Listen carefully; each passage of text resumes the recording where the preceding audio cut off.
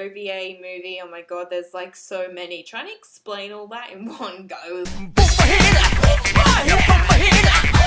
Hey guys, it's Lita. I hope you're all amazing. For this week's video, I wanted to do a video that I've wanted to do for a very long time, and I haven't done a Lita's anime thoughts video for a long time. The last one I did was for 1 Week Friends, and that was some time in the middle of last year, I believe. And for anyone that doesn't know, this little part in my channel that I do, called it Lita's Anime Thoughts, because it's not really like reviews I give. I talk about any favourite anime that I have, and I give you guys, or any anime really that I've watched, and give you guys basically my thoughts and what I liked about it and what I didn't like about it, and, you know, fangirl, all the things. I'm going to be talking about one of my very favourite animes of all time. I know someone that's going to be very happy that I'm doing this video talking about this anime. This anime is an anime that I've questioned for a very long time of why I love it, because it's nothing overly amazing, but you get those series that you don't understand why you really love it, but it made this really huge impact on you and you just ended up loving it so much. And that anime I'm going to be talking about today is Munto TV. Munto TV is a fantasy drama. It's composed of OVA, movie and a TV series. I will explain all that. And it is by the studio Kyoto Animation. The story of Munto is about a girl named Yumemi Hidaki. Ever since a young age, she's been able to see these floating islands in the sky. And she's always felt that she's different from everyone. She doesn't know why she's the only one that can see them. The only people that really believed that she could see them was her friends Ichiko and Suzume. And those floating islands in the sky, as she comes to know, are known as a magical realm known as the Heavens. In the Heavens, there is an endless cycle, kind of like the circle of life, of energy that circulates throughout the magical realm. It's called Ahto, and Ahto is basically human emotion. Ahto gives the people, kingdoms in that magical realm, the power to whatever they think about, it turns into physical power. So it's like the power of imagination. There is a lack of power of Ahto, and there is a war going on between all the magical kingdoms, and the main center of it is the Magic Kingdom, where the other kingdoms have accused the Magic Kingdom of taking all of the Ahto power. So there's a war that has broken out, and there is a lonely wannabe king known as Munto, and now he has to shoulder the responsibility of trying to save his world.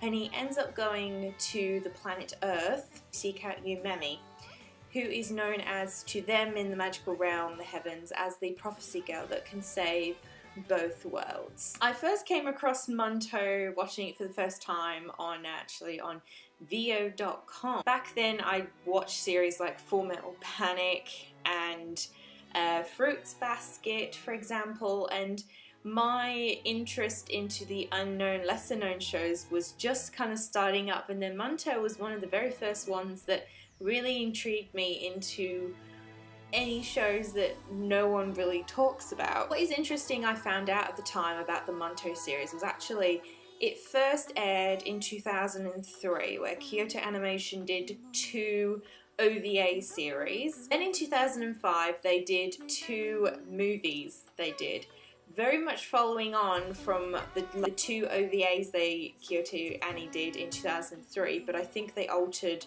adding in some scenes in the old. They didn't really alter the story too much. And then in 2009 is when they decided to break up the 2 movies and turn it into a 9-episode TV series.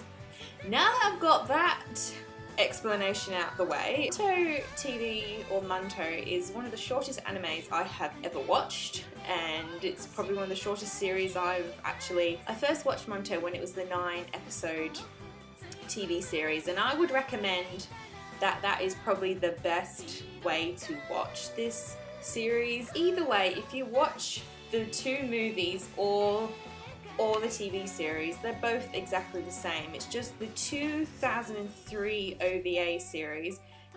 I know the story is a little bit different, as when they produced the two movies and the TV series, they altered, or KyoAni altered the story a little bit, they did. So if you end up watching both of them, you will see there is some differences between the two. Now to ask why Monto TV is such a special series to me. Well, to start off with that, this was one of Kyoto Animation's very early works, series that got me into wanting to discover different shows that Kyoto Animation had done, and obviously hence why now Kyoto Animation is one of my favourite studios. Well, now it actually is my favourite animation studio. As I was saying in the beginning of this video, it's not got the most, you know, like overly amazing plot. The series has been classed as like romance, fantasy and drama. I would class it more as fantasy romance, but the romance part is very, very mild, which is between the two protagonists, which is Monto and Yumemi. The main protagonist, Yumemi, he is like some protagonists you see in anime where they don't have any ambition in their life. They are not very sure about things in their life. They don't have a lot of confidence, basically don't have a lot of belief in themselves. Monto comes to Yumemi and asks Yumemi for her help to save both worlds. That is like a lot of pressure, but Yumemi has the most character growth in the series. And eventually, towards the end of, we'll say, the TV series, it's only got 9 episodes, right? She finally starts believing in herself and the important role, finally accepting of what she has to do. Yumemi, I ended up connecting on a personal level with. You know, I feel like she'll be a relatable character for anyone that watches this series, we'll say, OVA movie. Oh my god, there's like so many. Trying to explain all that in one go is like, I think people are gonna be confused. But Yumemi, I think, is a character that anyone will be able to relate to on the themes of, you know, someone not having a lot of confidence in themselves. And then you see that the toll it takes on Yumemi, as in the series she ends up having recollections of seeing Monto's past and the toll it has taken on him, because, you know, he is a wannabe king, he's lost his parents. Monto is questionable with his character growth. You're not going to see a lot of, as I said, character growth from him, but I still love him anyway. I fell in love with his character regardless if people want to say he's like boring, bland. His you know, willingness to want to save his kingdom, and he's very stubborn and strong-headed. Him and Yumemi kind of clash a few times in this short series. It's actually quite funny and humorous. Both of these characters, you know, they have this immense pressure put on them both. Yumemi has to save both worlds, and Monto has the pressure of, you know, wanting to save his world and the Earth, and just of how it all comes together, joining together, like, you know, joining forces and making this possible. It was something, how to explain it? It just made me really happy. Besides Yumemi and Monto, with the rest of the cast of characters, they only play so many minor roles, but each of them had still an impact, very important impact within the story. There is Gus that you will see. He is known as the Guardian of Time. He's a guy with all tattoos. Looks out for Monto, he does. And he also, you know, protects, there's this parallel time zone between Earth and the heavens. And then there's Lady Rue. I don't know how to say her name properly. She is, I guess, Monto's advisor, and she gives up her sight, helps Monto on his, well, journey to find Yumemi, or she just watches over him.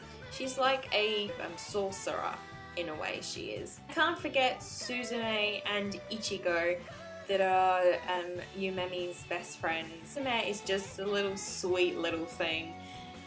Oh, I just love her. And then there's Ichigo. That is, she's very much a tomboy. And I remember a part in the series where, you know, she doesn't want Yumemi to go up to Munto's world. And yeah, she's very hard-headed when it comes to Yumemi. Another reason this show is really important to me is that I ended up meeting someone through YouTube. She was making like AMV videos.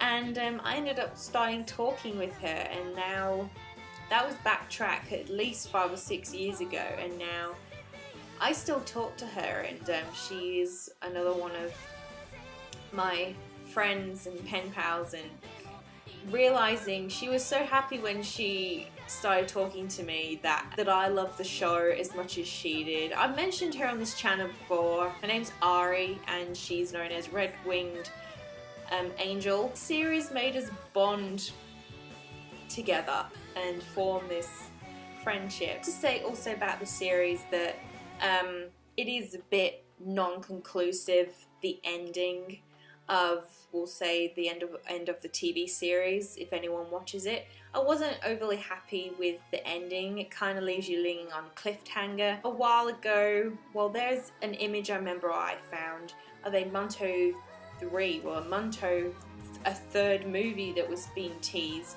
Kyoto Animation just kind of left this series hanging with no non-conclusive ending. It does have a cute ending, but at the same time it kind of leaves a cliffhanger, like you want more, like, you know, feel like the story could be developed more.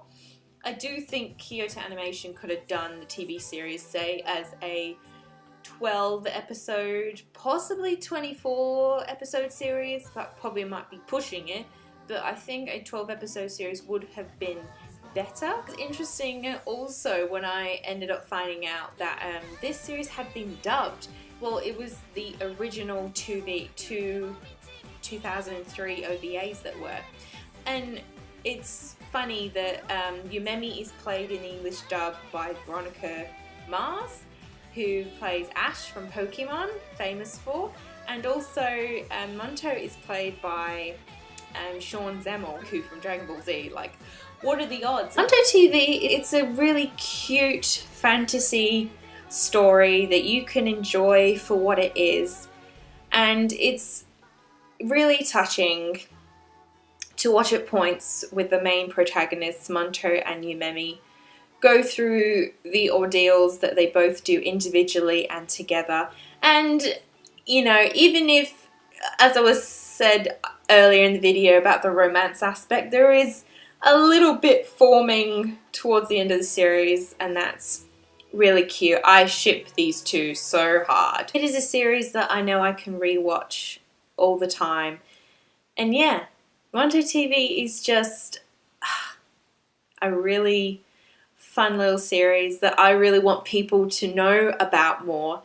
And you know, I've had people say in the past, oh, it's not a thing overly special, it's really boring, there's no great character development. But you know, you gotta enjoy stuff for what it is. Well, I hope you guys enjoyed this video, and I hope you guys discovered a new series. I feel bad that in this segment in my channel I haven't really talked about lesser known series, but that is something that will change. Please comment down below if I have piqued your interest in this series. If there are anyone that actually loves the series Munto, please comment down below, because we can just bond over this amazing show together. We can. As always, guys, don't forget to subscribe for more craziness. And if you want to keep up with my anime antics, you can follow me on my blog at Lito Kino Anime Corner. And you can follow me on Twitter, Kino Reviews, where I check it every morning. And I will see you guys next week with a brand new video. See you then. Bye!